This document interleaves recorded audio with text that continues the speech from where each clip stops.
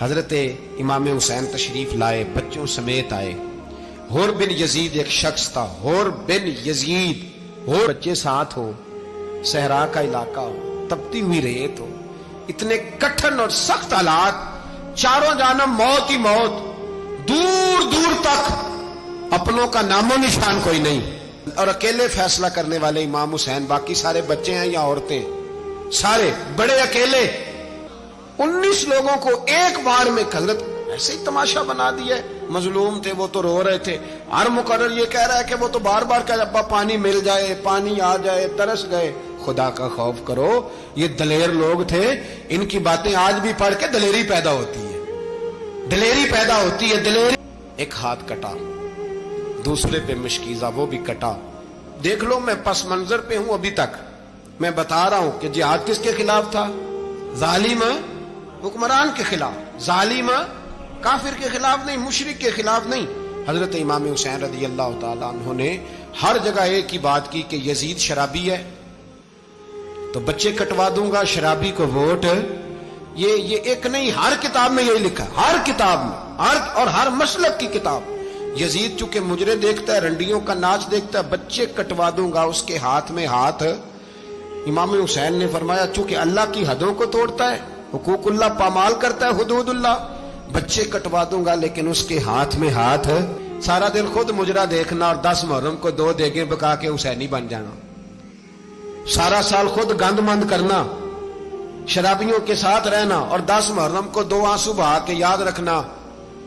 میں ہمیشہ کہتا ہوں، پھر کہہ رہا ہوں، جس کے موبائل میں گندے گانے ہیں، گند دیکھتا ہے، شرابی کبابی کا سپورٹر ہے، ووٹر ہے، یا مجرے دیکھتا ہے، آتا جاتا ہے، وہ یاد رکھے قیامت میں امام حسین کا ہاتھ ہوگا، اس کا گریبان ہوگا۔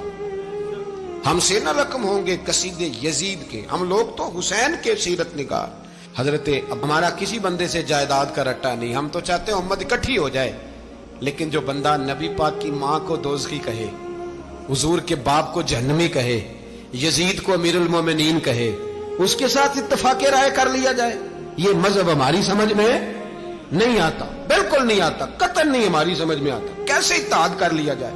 یہاں تو میرے بھائی جو ہمارے ابا کا مخالف ہو، اس سے اتحاد نہیں ہوتا، اور جو نبی پاک کے والد کو دوزخی کہے، اس سے اتحاد ہو جائے۔ کہتے ہیں جی وہ جی اتنی فرقہ واریت ہو گئی، ہم کس مسجد میں جائیں؟ 60 پارٹیاں پاکستان میں رجسٹرڈ ہیں جو الیکشن لڑتی ہیں، کبھی کسی بندے کو ٹینشن نہیں ہوئی کہ کس کے پاس جائیں کس کے پاس نہ جائیں، کبھی نہیں کو بولا کہ اب وہ بھی کھڑا ہو گیا، وہ بھی، کوئی ٹینشن نہیں۔ مذہب کی باری ٹینشن ہو جاتی ہے، اتنا بڑا مذہب ہوتا ہے بھائی، غلط بندے بھی آ جاتے ہیں بیچ میں، تھوڑا پہچان کے چلنا پڑتا ہے، صحیح کون ہے اور غلط۔